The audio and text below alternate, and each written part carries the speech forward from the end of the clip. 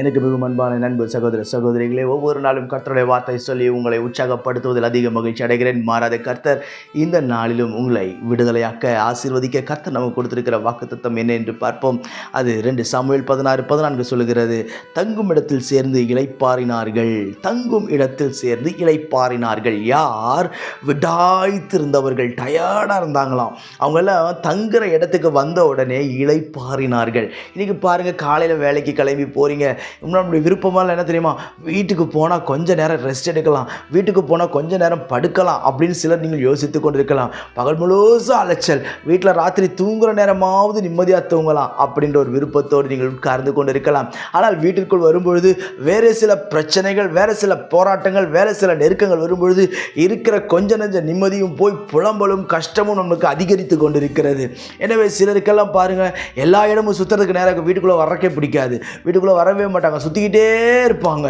காரணம் என்ன? வீட்டுக்குள்ளே போனால் ஏதோ ஒரு பிரச்சனை பிரதர், ஏதோ ஒரு போராட்டம் வருது பிரதர், ஏதோ ஒரு நிந்தனை வருது பிரதர், என்ன செய்யறதுன்னு தெரியல பிரதர் என்று சொல்லி நீங்கள் யோசித்துக் கொண்டிருக்கலாம். இன்றைக்கு கர்த்தர் நீ தங்குகிற இடத்தில் அவர் சமாதானத்தை கொடுப்பார், நீ படுக்கிற இடத்தில் நிம்மதியான உறக்கத்தை கொடுப்பார். நீ எந்த இடத்தில் இருக்கிறாயோ அந்த இடத்தில் கர்த்தர் இளைப்பாறுதலை உனக்கு கொடுக்க அவர் போதுமானவராய் இருக்கிறார். யாருக்கு அவர் இளைப்பாறுதலை கொடுக்கிறார் என்று வேதம் சொல்லுகிறது.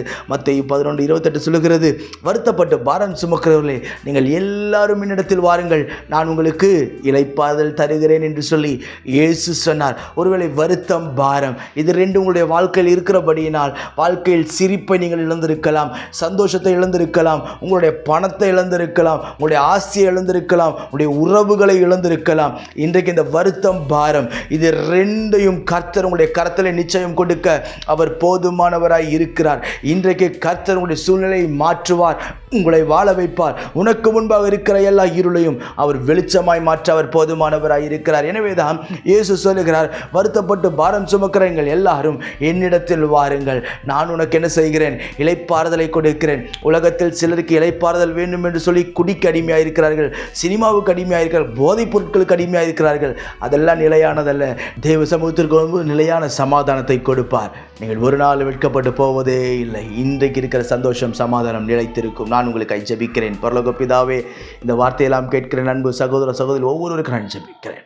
கர்த்தர் தடைகள் எல்லாம் நீக்கும், ஆச்சரியமாய் நடத்தும். பிள்ளைகளுடைய இருக்கிற இடத்தில் வீட்டில் சமாதானத்தை கொட்டி கொடுப்பீராக.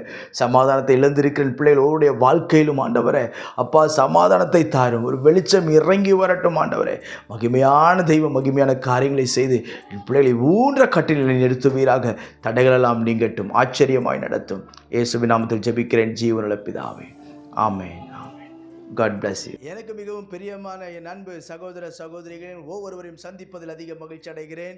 வெகு நாள் காத்திருப்பு இருதயத்தை இளைக்க பண்ணும், விரும்பினது வரும்பொழுதோ ஜீவ விருட்சம் போல் இருக்கும் என்று கர்த்தருடைய வார்த்தை சொல்லுகிறது. கடந்த சில வருடங்களாகவே நமக்கு ஒரு ஆராதனை செய்வதற்கு ஒரு இடம் வேண்டும் என்று சொல்லி நாம் ஜெபித்து கொண்டிருந்தோம். அநேக இடத்தில் சொல்லி வைத்திருந்தேன், கேட்டுக்கொண்டிருந்தோம், அங்குமிங்குமாய் அலைந்து கொண்டிருந்தோம். ஆனால் சரியாக இடம் அமையவில்லை. ஆனால் இன்றைக்கு கர்த்தர் கிருபையாய் நமக்கு ஆராதிக்கும்படி நல்ல இடத்தை கொடுத்திருக்கிறார். இதுவரை நான் எதிர்பார்க்கவே இல்லை.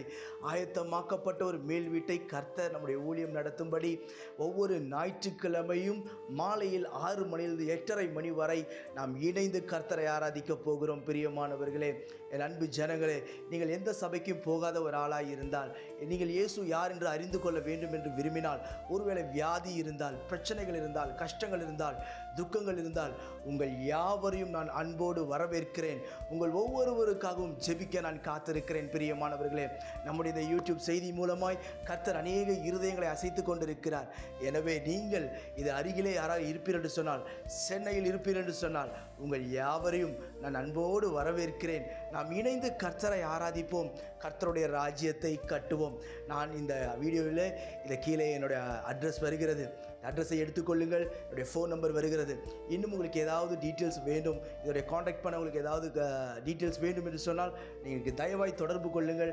நான் உங்களுக்கு ஆலோசனை கொடுப்பேன். நிச்சயம் நாம் சேர்ந்து கர்த்தரை ஆராதிப்போம், அவரை உயர்த்துவோம், கனப்படுத்துவோம். உங்கள் ஒவ்வொருவரையும் என்னுடைய தனிப்பட்ட விதத்தில் நான் அன்போடு வரவேற்கிறேன். God bless you.